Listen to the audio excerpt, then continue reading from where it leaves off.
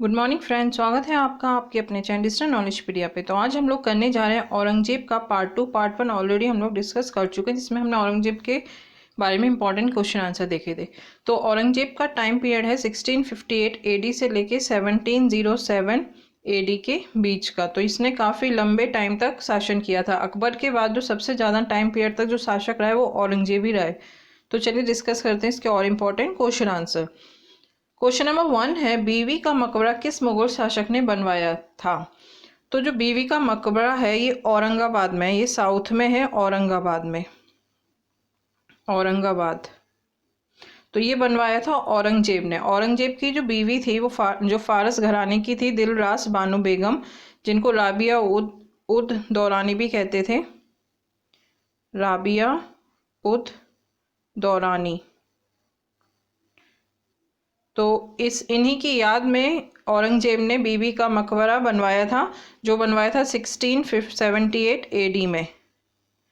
1678 AD में औरंगजेब ने सिर्फ एक ही शादी की थी, जो की थी राबिया उद दौरानी से, और ये फारस घराने की थी। तो इन्हीं की याद में इसने बीबी का मकबरा बनवाया था, इसे जो बीबी का मकबरा है इसे मिनी ताजमहल भी कहते हैं।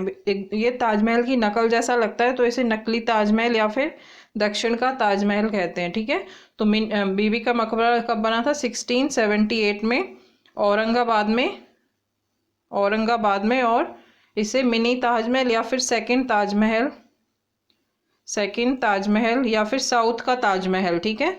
तो इसे नकली ताजमहल, क्योंकि ताजमहल के जैसे दिखता है ये बीबी का मकबरा। क्वेश्चन नंबर 2 है, किस मुगल शासक ने जजिया कर फिर से लगवाया था? तो जो औरंगजेब होता है वो जजिया कर फिर से लगवा देता है। वो लगवाता है 1679 में। औरंगजेब जजिया कर फिर से लगवा देता है, क्योंकि जो औरंगजेब था वो कुरान को अपना बेस मान के शासन कर रहा था। तो अकबर ने जो जजिया कर हटवा दिया था, इसने उसे फिर से लगवा दिया हिंदुओं के ऊपर, और जो नॉन मुस्लिम से उन सब पे लगवा दिया। और इसने अपने जो दरबार में संगीत पर भी पाबंदी लगाती थी, लेकिन ये जो औरंगजेब था तो खुद स्वयं जो था वो वीणा बजाता था। तो ये वीणा बजाने में बहुत ज़्यादा माहिर था। ठीक है। और इसने झरोका दर्शन, तिलक करना, तुलादान, सिजदा, पैवॉस, सिक्कों पे जो कलमा खुदवाते थे, वो सब चीज़ें इसने बंद करवा दी थी अपने दरबार में, क्योंकि उसको सब वो एंटी इस्लाम लगती थी कि ये इस्लाम के हिसाब से नहीं है। तो ये सब चीज़ें इसने बिल्कुल बंद करवा दी थी। क्वेश्चन नंबर 3 देखते हैं। धर्मठ के युद्ध में दारा शिकोह की मदद किस शासक ने की थी?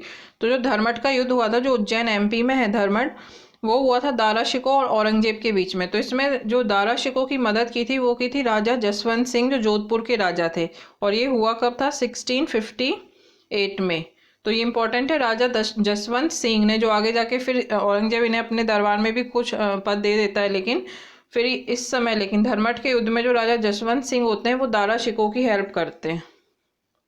नेक्स्ट क्वेश्चन है क्वेश्चन नंबर 4 है, पुरंदर की संधि किस किस के बीच हुई थी?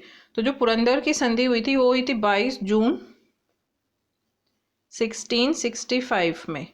और ये किस किस के बीच हुई थी? राजा जय सिंह और शिवाजी। जो राजा जय सिंह थे कछवा राजपूत थे, और शिवाजी के बीच, मराठा राजा शिवाजी, इन दोनों के बीच हुई थी। हुआ क्या था कि जो औरंगजेब होता है वो राजा जय सिंह को भेजता है साउथ में शिवाजी के खिलाफ वो अभियान के तहत।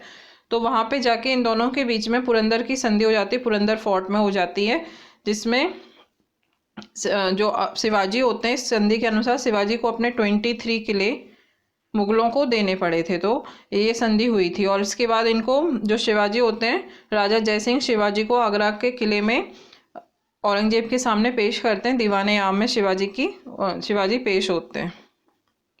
क्वेश्चन नंबर 5 है, औरंगजेब ने शिवाजी को कैद करके कहाँ रखा था?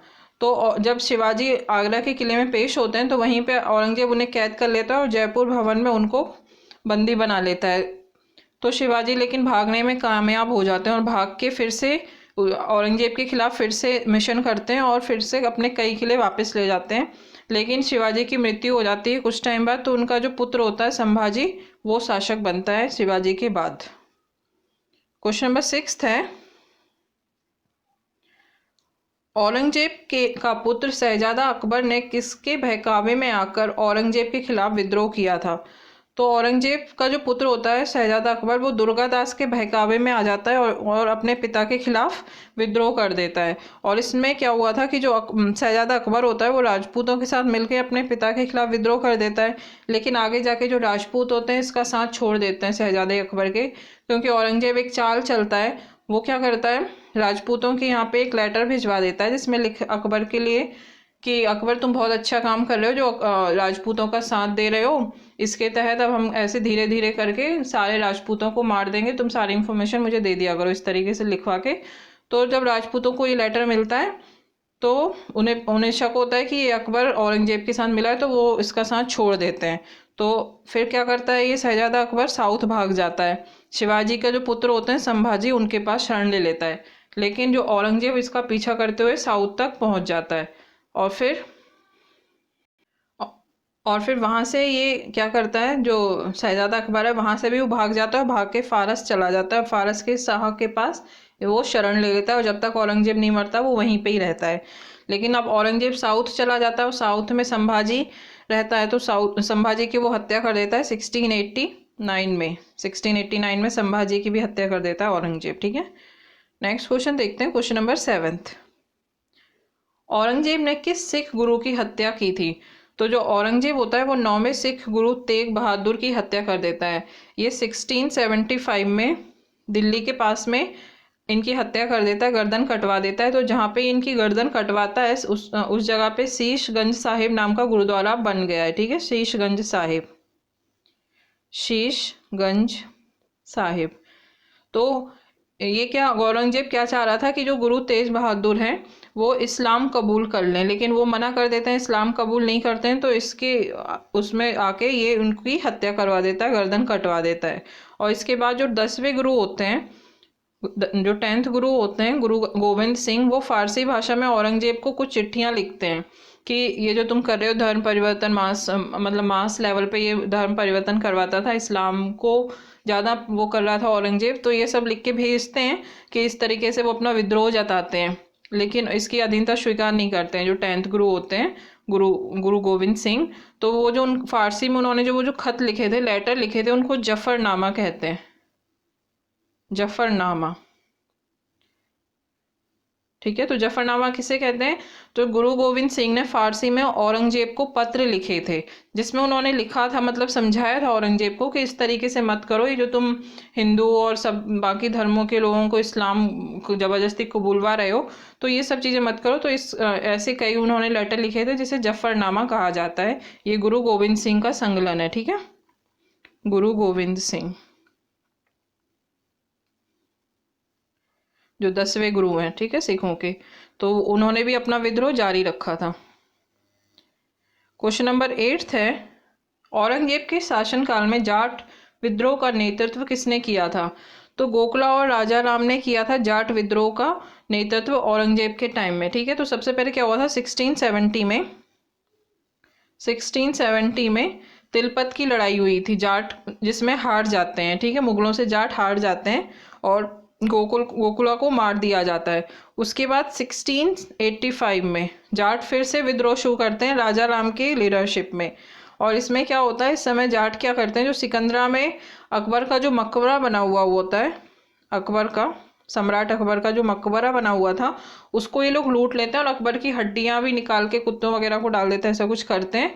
तो क्योंकि वो लोग काफ़ी परेशान हो गए थे, औरंगजेब का वो जो इस्लाम में कन्वर्ट कर रहा था सबको, इस चीज़ से सब बहुत परेशान थे, तो वो लोग अकबर के मकबरे को बुरी तरीके से लूट लेते हैं। तो ये हुआ था राजा राम के टाइम पे। उसके बाद फिर क्या हुआ था, जो राजा राम का भतीजा होता है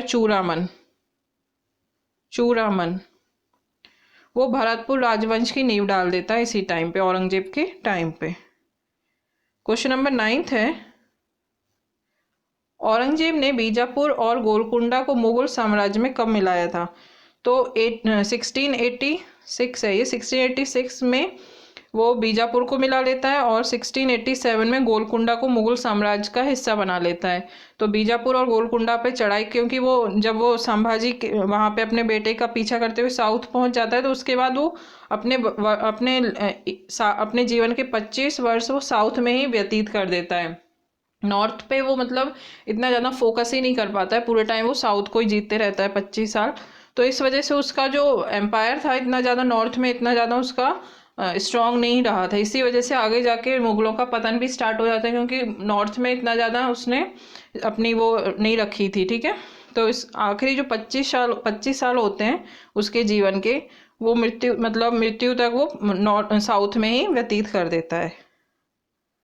क्वेश्चन नंबर 10 देखते हैं, औरंगजेब की मृत्यु कहाँ हुई थी? तो औरंगजेब की मृत्यु हुई थी 25/1707 दौलताबाद में, और इसको खुलदाबाद में इसको दफनाया गया था, जो कि महाराष्ट्र में है, जिसको अब रोज़ा कहा जाता है। ठीक है, कहाँ पे दफनाया गया था इसे? खुलदाबाद में। तो इसका 1707 में एडी में इसका शासन खत्म हो जाता है औरंगजेब का। तो औरंगजेब के टाइम पे जो सूबों की संख्या थी वो 20 थी। 20 सूबे थे इसके टाइम पे। और औरंगजेब के टाइम पे और सबसे इम्पोर्टेंट बात क्या थी कि इसकी आर्मी में सबसे मतलब ये एंटी इस्लाम मतलब इस्लाम के जो एंटी हिंदू तो था ये, लेकिन इसके टाइम पे जो हिंदू कमांडर्स थे या हिंदू ऑफिसर्स थे इसकी आर्मी में मैक्सिमम थे। औरंगजेब के टाइम पे जो मुगल साम्राज्य में औरंगजेब के टाइम पे ही जो हिंदू कमांडर्स थे, हिंदू ऑफिसर्स थे, वो 33% थे। तो मैक्सिमम थे इसके टाइम पे। और साथ में इसने एक और काम किया, औरंगजेब ने किया है, इसने दिल्ली का जो रेड फोर्ट है, लाल किला है, वहाँ पे इसने उसके अंदर लाल किले के अंदर इसने मोती मस्जिद का निर्माण करवाया था। मोती मस्जिद, तो ये इसने करवाया था लाल किले के अंदर जो दिल्ली में है, उसने वहाँ पे मोती मस्जिद बनवाई थी। और इसने एक और जिहाद का नारा दिया था, लेकिन इसके लिए जिहाद थोड़ा डिफरेंट था। इसके लिए जिहाद मतलब था कि जो नॉन मुस्लिम्स लोग हैं उनको इस्लाम या फिर मुस्लिम का में कन्वर्ट कर देना। तो इसके लिए जिहाद का मतलब ये था कि जितने भी नॉन मुस्लिम्स हैं, क्योंकि वो इसको पूरी इस्लाम कंट्री बनाना चाहता था, तो जितने भी नॉन मुस्लिम्स हैं वो सारे मुस्लिम बन जाएं या फिर इस्लाम कबूल कर लें। तो ये इसके लिए जिहाद था। और औरंगजेब के टाइम पे एक और इम्पोर्टेंट जो विद्रोह हुआ था वो हुआ था सतनामियों का विद्रोह। जिसे इसने दबा दिया था, सतनामियों का विद्रोह, जिन्हें मुंडियाँ भी कहा जाता था, क्योंकि लोग ऐसे बाल नहीं लगते थे। तो ये वाला विद्रोह भी औरंगजेब के टाइम पे हुआ था, जिसे इसने पूरी तरीके से दबा दिया था। तो ये औरंगजेब के बारे में ये थे इंपॉर्टेंट क्वेश्चन आंसर, जिन्हें हम आज खत्म करते हैं। तो मिलते हैं नेक्स्ट वीडियो में, तब तक अपना ध्यान रखिए और पढ़ाई करते रहिए। Thank you.